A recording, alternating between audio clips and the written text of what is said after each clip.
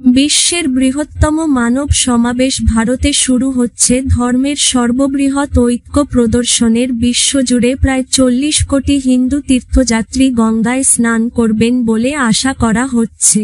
এই সপ্তাহে লক্ষ লক্ষ হিন্দু বিশ্বের বৃহত্তম মানব সমাবেশে সমবেত হচ্ছেন, যেখানে ভারতের দুটি পবিত্র নদীর মিলনস্থলে বিপুল সংখ্যক ভক্ত, পর্যটক, রাজনীতিবিদ এবং সেলিব্রিটি পবিত্র স্নান করেন।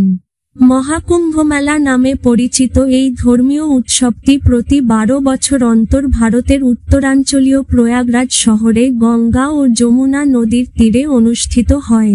কর্মকর্তারা আশা করছেন যে এই বছর আগামী 6 সপ্তাহের মধ্যে উত্তরপ্রদেশ রাজ্যের এই স্থানে 40 কোটি মানুষ, যা মার্কিন যুক্তরাষ্ট্রের জনসংখ্যার চেয়েও বেশি পরিদর্শন করবেন। হিন্দুত্ববাদের একটি বড় প্রদর্শনী।